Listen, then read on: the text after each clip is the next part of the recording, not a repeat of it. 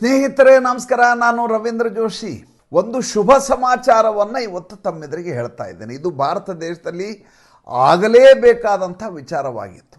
ನೋಡಿ, ಮುಸಲ್ಮಾನ ಸಮುದಾಯದ ಇದೆಯಲ್ಲ, ಈ ಸಮುದಾಯಕ್ಕೆ ಯಾವುದೇ ವಿಚಾರದಲ್ಲಿ ಭಿನ್ನಾಭಿಪ್ರಾಯ ಉಂಟಾದರೆ ಅವರಿಗೆ ಇದು ನಮಗೆ ಪ್ರತಿಕೂಲವಾದಂಥ ವಾತಾವರಣ ಉಂಟಾಗ್ತಾ ಇದೆ ಅಂಥ ಸಂದರ್ಭದಲ್ಲಿ ತಕ್ಷಣದಲ್ಲಿ ಅವರು ಬೀದಿಗಿಳಿತಾರೆ. ಬೀದಿಗಿಳಿದು ಈ ಸ್ಟ್ರೀಟ್ ಪವರನ್ನು ತೋರಿಸ್ತಾರೆ. ತಮ್ಮ ಶಕ್ತಿ ಏನು ಅಂತ ರಸ್ತೆಯಲ್ಲಿ ತೋರಿಸ್ತಾರೆ. ಕಲ್ಲು ತೂರಾಟ ನಡೆಸ್ತಾರೆ. ಸರ್ಕಾರದ ಮೇಲೆ ದಬಾವಣೆಯನ್ನು ಹೇರ್ತಾರೆ. ನಮಗೆ ನೀವು ಮಾಡ್ತಾ ಇರೋದು ಒಪ್ಪಿಗೆ ಇಲ್ಲ ಅನ್ನುವುದನ್ನು ಜಗಜ್ಜಾಹೀರುಗೊಳಿಸ್ತಾರೆ. ಸರ್ಕಾರದಿಂದ ಹಿಡಿದು ಮುಖ್ಯಮಂತ್ರಿಯಿಂದ ಹಿಡಿದು ಕೋರ್ಟಿನವರೆಗೂ ಎಲ್ಲರೂ ಕೂಡ ಈ ಸ್ಟ್ರೀಟ್ ಪವರ್ಗೆ ಹೆದರಿ ಬಿಡ್ತಾರೆ. ತಮ್ಮ ತೀರ್ಮಾನವನ್ನು ಬದಲಿಸಿಕೊಳ್ಳುವ ಪರಿಸ್ಥಿತಿ ಬರುತ್ತೆ. ಇದು ಬಹಳ ಕಾಲದಿಂದ ನಡ್ಕೊಂಬಂದಿರುವಂಥ ನಿರಂತರವಾದಂಥ ಮುಸಲ್ಮಾನರ ಮನಸ್ಥಿತಿ. ಇದು ಆ ಶಾಬಾನೋ ಪ್ರಕರಣದಿಂದ ನಡೆದು ಬಂದಂಥ ಪ್ರಕರಣ. ಶಾಬಾನೋಗೆ ಸುಪ್ರೀಂ ಕೋರ್ಟು ಪರಿಹಾರವನ್ನು ಕೊಡಬೇಕು ಅಂತ ಜಜ್ಮೆಂಟ್ ಕೊಡುತ್ತೆ. ಸುಪ್ರೀಂ ಕೋರ್ಟ್ಗಿಂತ ದೊಡ್ಡವರು ಯಾರೂ ಇಲ್ವೇ ಇಲ್ಲ ಈ ದೇಶದಲ್ಲಿ. ಯಾಕಂದರೆ ಅದ್ರ ಮೇಲೆ ಅಪೀಲ್ ಹೋಗಬೇಕು ಅಂದರೆ ನೀವು ರಾಷ್ಟ್ರಪತಿಯವರ ಹತ್ರ ಹೋಗಬೇಕು. ಅದು ಯಾವಾಗ ಬೇರೆ ಫಾಸಿ ಅಂತ ಪ್ರಕರಣದ ಸಂದರ್ಭದಲ್ಲಿ, ಅಥವಾ ರಿವ್ಯೂ ಪಿಟಿಷನ್ ಹಾಕಬೇಕು. ಇಲ್ಲಿ ಮುಸಲ್ಮಾನರು ಬೀದಿಗಿಳಿದು ಹೋರಾಟ ಮಾಡಿ ರಾಜೀವ್ ಗಾಂಧಿ ಅವರಿಂದ ವಿಧೇಯಕದ ತಿದ್ದುಪಡಿಯನ್ನೇ ಮಾಡಿಸ್ಬಿಟ್ರು.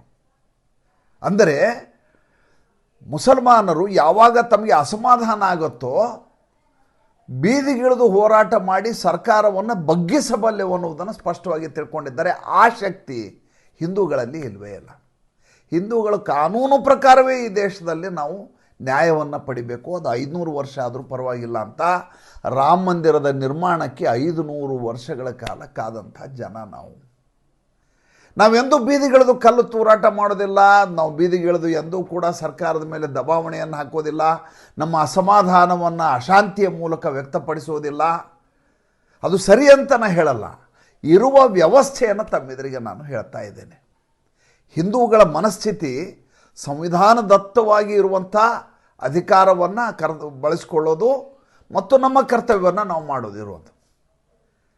ರಾಷ್ಟ್ರೀಯ ಸ್ವಯಂ ಸೇವಕ ಸಂಘ ಕೂಡ ಅಷ್ಟೆ. ರಾಷ್ಟ್ರೀಯ ಸ್ವಯಂ ಸೇವಕ ಸಂಘ ಎಂದೂ ಕೂಡ ಹೇಳಿಕೆಗಳನ್ನು ಕೊಡೋದೇ ಇಲ್ಲ.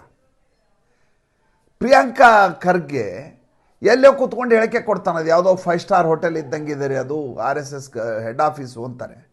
ಒಬ್ಬನೇ ಒಬ್ಬ RSS ನಾಯಕ ಅದ್ರ ಕುರಿತು ಚಕಾರ ಶಬ್ದವನ್ನು ಮಾತಾಡೋದಿಲ್ಲ.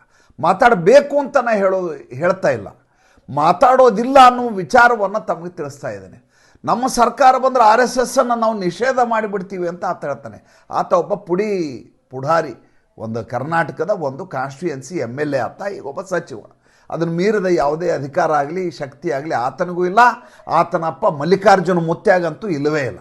ಆದರೂ ಕೂಡ ಇವರು ಈ ರೀತಿಯಾದಂಥ ಹೇಳಿಕೆಯನ್ನು ಕೊಡ್ತಾರೆ. ಇದನ್ನು RSS ಗಂಭೀರವಾಗಿ ಪರಿಗಣಿಸೋದೇ ಇಲ್ಲ, ಅದಕ್ಕೆ ಉತ್ತರವನ್ನು ಕೊಡೋದಿಲ್ಲ. ಅಹಂಕಾರಕ್ಕೆ ಉದಾಸೀನವೇ ಮದ್ದು ಅಂತ ಸುಮ್ಮನಾಗ್ಬಿಡ್ತಾರೆ. ಆದರೆ ಭಾರತದಲ್ಲಿ ಆ ರೀತಿ ಉಗ್ರ ರೂಪ ತಾಳಬಲ್ಲಂಥ, ಸ್ಟ್ರೀಟ್ಗೆ ಬೀದಿಗಿಳಿದು ಹೋರಾಟ ಮಾಡಬಲ್ಲಂಥ ಸಂಘಟನೆಗಳು ಈ ದೇಶದಲ್ಲಿ ಭಾಳ ಪ್ರಖರವಾಗಿ ಇದ್ದಂಥ ಕಾಲ ಕೂಡ ಇತ್ತು.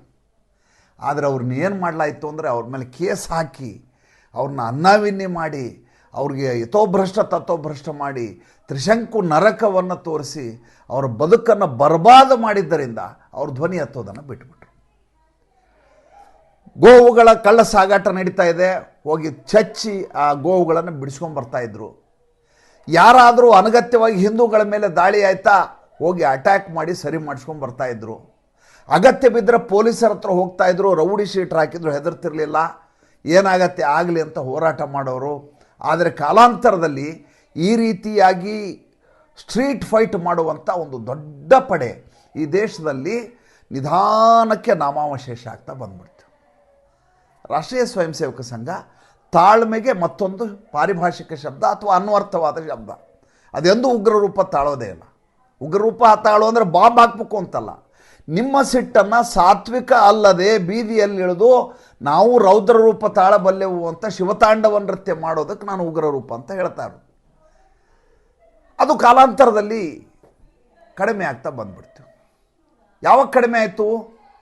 ಯಾವಾಗ ಬಾಬ್ರಿ ಮಸೀದಿಯ ಕಟ್ಟಡ ಧ್ವಂಸ ಆಗತ್ತೋ ಅದಾದಮೇಲೆ ಯಾವಾಗ ಕೇಸ್ಗಳ ಮೇಲೆ ಕೇಸ್ಗಳು ಬೀಳ್ತವೋ, ಯಾವಾಗ ಗೋಧ್ರಾ ಹತ್ಯಾಕಾಂಡ ಆಗತ್ತೋ, ಇದಾದ ಮೇಲೆ ಈ ದೇಶದಲ್ಲಿ ನಿಧಾನಕ್ಕೆ ಆ ರೀತಿಯ ಸಂಘಟನೆಗಳು ನಿಧಾನಕ್ಕೆ ನಾಮಾವಶೇಷ ಆಗ್ತವೆ. ಇದಾವೆ, ಆದರೆ ಯಾವ ಮಟ್ಟಿಗೆ ತಮ್ಮ ಪ್ರಖರತೆಯನ್ನು ಸಾರಬೇಕು ಸಾರಲೇ ಇಲ್ಲ. ಒಂದು ವಿಶ್ವ ಹಿಂದೂ ಪರಿಷತ್ತು, ಇನ್ನೊಂದು ಬಜರಂಗ್ ದಳ.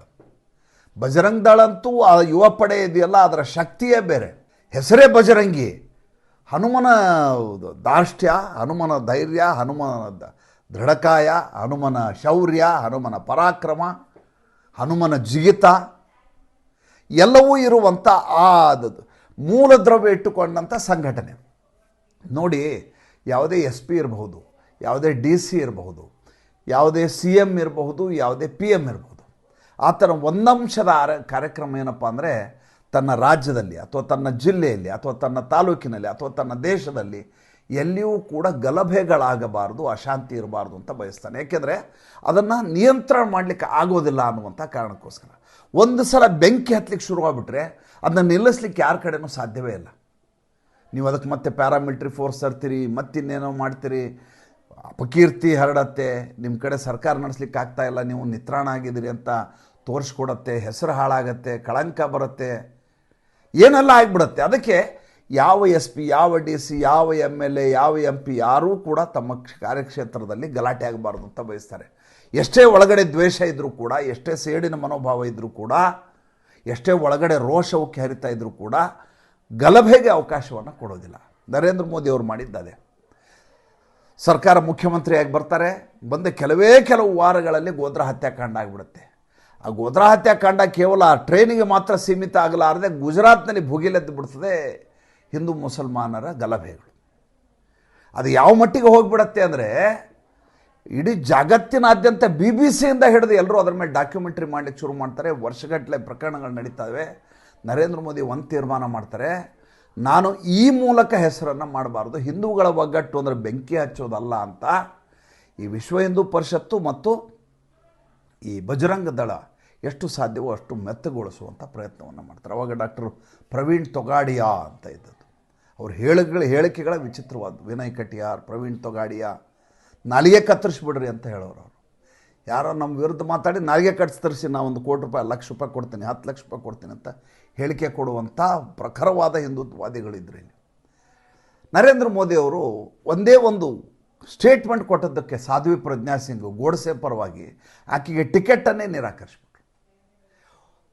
ದಶಕಗಳ ಕಾಲ ಜೈಲಲ್ಲಿ ಜೀವನವನ್ನು ಕಳೆದಂಥ ಸಾಧ್ವಿ ಪ್ರಜ್ಞಾ ಸಿಂಗು ಆ ಹಿಂದೂ ಮುಸಲ್ಮಾನ ಗಲಾಟೆಗೂ ಆಕೆಗೂ ಸಂಬಂಧವೇ ಇಲ್ಲ, ಮಾಲೆಗಾಂವ್ ಹತ್ಯಾಕಾಂಡಕ್ಕೂ ಆಕೆಗೂ ಸಂಬಂಧವೇ ಇಲ್ಲ. ಮೊನ್ನೆ ಕೋರ್ಟಿಂದ ನಿರ್ದೋಷಿ ಅಂತ ಸಾಬೀತಾಗಿ ಬಂದರು. ತಮ್ಮ ಇಡೀ ಜೀವನವನ್ನು ಜೈಲಲ್ಲಿ ಕಳೆದ್ಬಿಟ್ರು. ಅಲ್ಲಿ ನಗ್ನ ಮಾಡಿ ಆಕೆ ಮೇಲೆ ಇನ್ನಿಲ್ಲದ ಹಾಗೆ ಬರ್ಬರತೆಯನ್ನು ಮೆರೆದ್ರು. ಅದನ್ನು ಶಬ್ದದಲ್ಲಿ ಹೇಳಲಿಕ್ಕೆ ಸಾಧ್ಯ ಇಲ್ಲ. ಆಕೆ ವೀಲ್ ಚೇರ್ನಲ್ಲಿ ಬರುವಾಗ ನನ್ನ ಕಣ್ಣಲ್ಲಿ ನೀರು ಬರಲಿಲ್ಲ, ರಕ್ತ ಬಂತು, ಅಷ್ಟು ಬೇಸರ ಆಗೋಯ್ತು. ನಮ್ಮ ಸೋದರಿಗೊಮ್ಮ ಹಂಗಾಗಿಬಿಟ್ರೆ ಹೆಂಗಿರುತ್ತೆ ಯೋಚನೆ ಮಾಡಿ. ಆದರೆ ನರೇಂದ್ರ ಮೋದಿ ಯಾವುದೇ ಕಾರಣಕ್ಕೂ ಈಕೆಗೆ ಟಿಕೆಟ್ ಕೊಡೋದಿಲ್ಲ. ಯಾಕೆ ಅಂತಂದರೆ ಆಕೆ ಗೋಡ್ಸೆ ಪರವಾಗಿ ಮಾತಾಡಿದ್ದಾರೆ. ಆಕಸ್ಮಿಕವಾಗಿ ಪಾಸಿಂಗ್ ಶಾಟಲ್ಲಿ ಆಡಿದು ಅಂತ ಮಾತದು. ಅದನ್ನು ಭಾಳ ಗಂಭೀರವಾಗಿ ಪರಿಗಣಿಸಬೇಕಾಗಿಲ್ಲ. ಅದರಿಂದ ಏನೋ ಕೋಮು ಗಲಭೆ ಆಗಲಿಲ್ಲ, ಏನೂ ಗಲಾಟೆನೂ ಆಗಲಿಲ್ಲ. ನೂಪುರ್ ಶರ್ಮಾ ಒಂದೇ ಒಂದು ಸುಳ್ಳನ್ನು ಹೇಳಿಲ್ಲ, ಇಮ್ಮಿಡಿಯೇಟ್ ಪಾರ್ಟಿಯಿಂದ ಸಸ್ಪೆಂಡ್ ಮಾಡಲಾಯ್ತು ಆಕೆಯನ್ನು. ನರೇಂದ್ರ ಮೋದಿಯವರು ಈ ಸ್ಟ್ರೀಟ್ ಪವರನ್ನು ಯಾವತ್ತೂ ಎಂಟರ್ಟೈನ್ ಮಾಡಲಾರದ ವ್ಯಕ್ತಿ. ಆದರೆ ಈಗ ರಾಷ್ಟ್ರೀಯ ಸ್ವಯಂ ಸೇವಕ ಸಂಘ ಒಂದು ತೀರ್ಮಾನವನ್ನು ಮಾಡಿದೆ. ಏನಪ್ಪ ಅಂದರೆ, ನಾವು ಈ ರೀತಿ ತಾಳ್ಮೆ ಸಹನೆ ಅಂದರೆ ಈ ದೇಶದಲ್ಲಿ ಕೆಲಸ ಮಾಡೋಕ್ಕಾಗಲ್ಲ.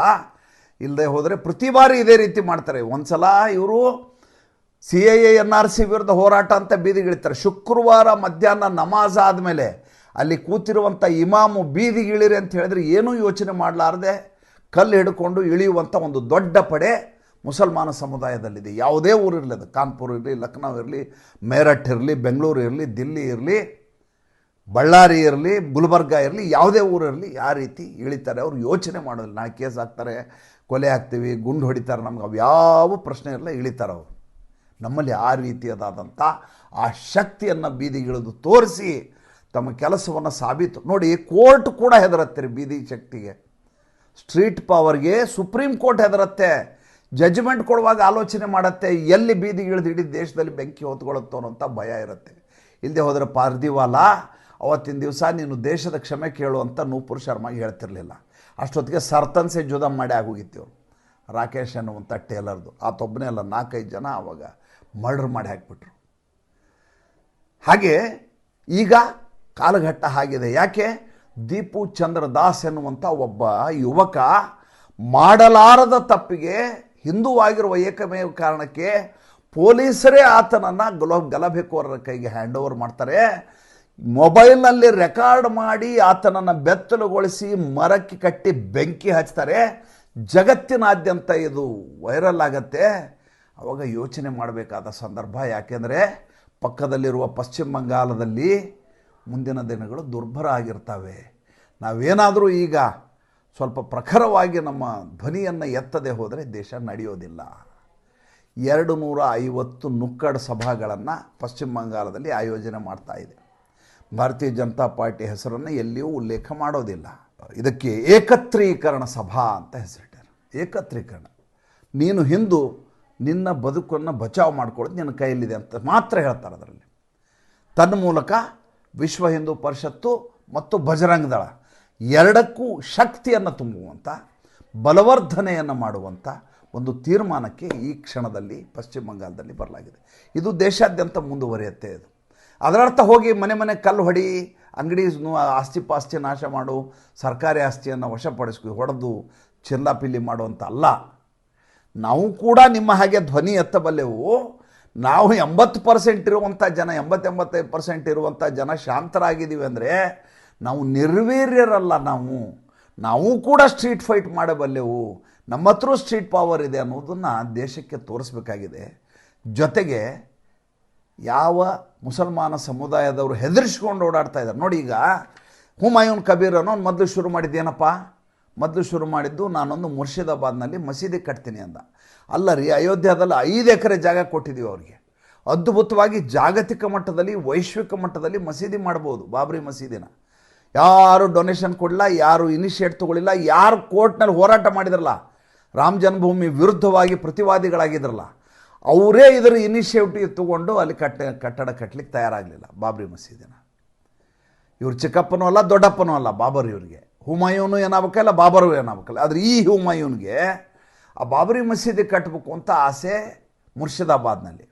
ಈಗ ಆತನನ್ನು ಪಾರ್ಟಿಯಿಂದ ಸಸ್ಪೆಂಡ್ ಮಾಡಿದರು ಮಮತಾ ಬೇಗಮ್. ಮಾಡಿದ ತಕ್ಷಣ ಈಗ ಹೊಸ ಪಾರ್ಟಿಯನ್ನು ನಿನ್ನೆ ಅನೌನ್ಸ್ ಮಾಡಿದ್ದಾನೆ. ಅನೌನ್ಸ್ ಮಾಡಿದ ಕೂಡ ಅಲ್ಲಿರುವಂಥ ಇನ್ನೊಂದು ಪಕ್ಷ ISF ಅಂತ ಈತನ ಜೊತೆ ಕೈ ಜೋಡಿಸಿದೆ. ಈ ಹುಮಾಯೂನ್ ಕಬೀರ್ ಹೇಳ್ತಾ ಇದ್ದಾನೆ, AIMIM ಜೊತೆ ನಾವು ಅಗ್ರಿಮೆಂಟ್ ಮಾಡ್ಕೋತೀವಿ, ಒಪ್ಪಂದ ಮಾಡಿ ಚುನಾವಣೆಗೆ ಇಳಿತೀವಿ ಅಂತ ಹೇಳ್ತಾ ಇದ್ದಾನೆ. 30-40% ಮುಸಲ್ಮಾನರ ಮತಗಳಿರುವಂಥ ಪಾಕೆಟ್ಸ್ ಇದಾವೆ ಪಶ್ಚಿಮ ಬಂಗಾಳದಲ್ಲಿ. ಅಲ್ಲಿಗೆ ಪಶ್ಚಿಮ ಬಂಗಾಳದ ಸ್ಥಿತಿ ಬಾಂಗ್ಲಾದೇಶಕ್ಕಿಂತ ಬತ್ತರ ಆಗದಿದ್ದರೆ ಅವಾಗ ನನಗೆ ಹೇಳಿ, ಒಂದು ವೇಳೆ ಇವರೆಲ್ಲ ಗೆದ್ದದ್ದೇ ಆದರೆ. ಹಾಗಾದರೆ ಏನು ಮಾಡಬೇಕು? ಹಿಂದೂಗಳೇ ಎಚ್ಚೆತ್ತುಕೊಳ್ಳುವ ಹಾಗೆ ಮಾಡಬೇಕು. ಹೇಗೆ? ಅಕ್ಷತೆಯನ್ನು ಕೊಟ್ಟು ನಮಸ್ಕಾರ ಬನ್ನಿ, ಮಂದಿರಕ್ಕೆ ಬನ್ನಿ ಅಂತಲ್ಲ, ನಾವು ಕೂಡ ಹೋರಾಟ ಮಾಡಲಿಕ್ಕೆ ನಮ್ಮ ಹತ್ರ ತಾಕತ್ತಿದೆ ಅಂತ ಹೇಳಬೇಕಾದ ಅನಿವಾರ್ಯತೆ ಇದೆ. ಅಂಥ ಏಕತ್ರೀಕರಣ ಸಭೆಗಳು ಇನ್ನು ಮುಂದೆ 250 ಸಭೆಗಳು ಪಶ್ಚಿಮ ಬಂಗಾಳದಲ್ಲಿ ನಡೀತವೆ. ಪಶ್ಚಿಮ ಬಂಗಾಳದಲ್ಲಿ ಈಗ ಮಮತಾ ಬೇಗಮ್ ಗಡಗಡ ನಡುಗ್ತಾ ಇದ್ದಾರೆ. ಏಕೆಂದರೆ ಯಾವ ಮುಸಲ್ಮಾನರ ಓಟುಗಳನ್ನು ತನ್ನ ಬ್ಯಾಂಕ್ ಅಂದ್ಕೊಂಡಿದ್ರು, ಅದು ಈಗ ಒಡೆದು ಈ ರೀತಿ ಸ್ಪ್ಲಿಟ್ ಆಗಿ ಮತ್ತೊಂದು ಪಕ್ಷವಾಗಿ ಹೊರಹೊಮ್ತಾ ಇದೆ.